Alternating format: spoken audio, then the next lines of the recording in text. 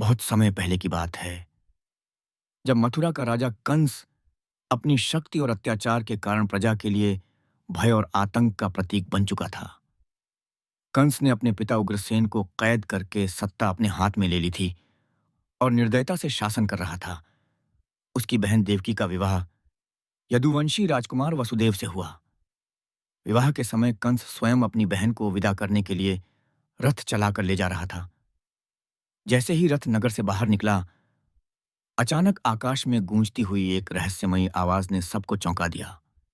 वह आकाशवाणी स्पष्ट रूप से कह रही थी, हे कंस, जिस बहन को तू प्रेम पूर्वक विदा कर रहा है, उसी के 8वें पुत्र के हाथों तेरा अंत निश्चित है।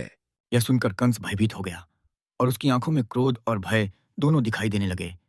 उसने उसी क्षण देवकी को मारने का निर्णय लिया, लेकिन वसुदेव ने अत्यंत विनम्रता से कंस को शांत किया और वचन दिया, महाराज, हम आपको अपने हर संतान को जन्म लेते ही सौंप देंगे। कृपया हमारी प्राणदान कीजिए। कंस ने वसुदेव की बात मान ली, लेकिन वह दोनों को तुरंत मथुरा की अंधेरी कालकोठरी में कैद कर दिया और वहां कड़े पहरे की व्यवस्था कर दी। समय बीतता गया। देवकी ने एक एक करके 7 संतानों को जन्म दिया और कंस ने उन सभी को निर्दयता से मार डाला। देवकी और वसुदेव निराशा में डूबे हुए थे, लेकिन उनका विश्वास कभी नहीं टूटा। फिर आया वह पावन रात जब देवकी की 8वीं संतान का जन्म होने वाला था। उस रात आधी रात को एक अद्भुत घटना घटी। कालकोठरी में अचानक दिव्य प्रकाश फैल गया और भगवान विष्णु ने स्वयं अपने चतुर्भुज रूप में प्रकट होकर वसुदेव और देवकी को दर्शन दिए। उन्होंने कहा, हे वसुदेव, हे देवकी, मैं विष्णु स्वयं इस पृथ्वी पर धर्म की स्थापना और कंस के अत्याचार का अंत करने के लिए जन्म ले रहा हूं। तुम दोनों भय मुक्त रहो और मेरा पालन करो।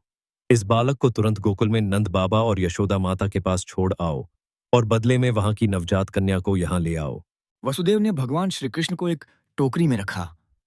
अद्भुत बात यह थी कि सभी पहरेदार गहरी नींद में सो चुके थे और जेल के दरवाजे अपने आप खुल गए। वसुदेव टोकरी लेकर यमुना नदी की ओर बढ़े। बाहर घोर अंधेरा और मूसलधार बारिश हो रही थी। यमुना नदी अपने उफान पर थी, लेकिन जैसे ही वसुदेव ने भगवान श्री कृष्ण को लेकर नदी में प्रवेश किया, नदी का जल शांत हो गया और एक सुरक्षित मार्ग बन गया। वसुदेव गोकुल पहुंचे और नंद बाबा और यशोदा के घर में प्रवेश किया। वहां उन्होंने श्री कृष्ण को यशोदा के पास सुला दिया और वहां की नवजात कन्या को लेकर तुरंत मथुरा लौट आए। जब कंस को यह खबर मिली कि देवकी ने 8वीं संतान को जन्म दिया है, तो वह तेजी से कालकोठरी में पहुंचा और उस कन्या को मारने का प्रयास किया। लेकिन वह कन्या अचानक उसके हाथ से छूट गई और आकाश में उड़ती हुई देवी दुर्गा के रूप में प्रकट हो गई। देवी ने कंस से कहा, मूर्ख कंस, तेरा अंत करने वाला तो जन्म ले चुका है और अब वह सुरक्षित स्थान पर है। तेरी मृत्यु निश्चित है। इतना कहकर देवी अंतर्ध्यान हो गईं। कंस भयभीत और क्रोधित हो गया। उसने तुरंत अपने सैनिकों को आदेश दिया कि वे पूरे राज्य में नवजात बच्चों की हत्या कर दें।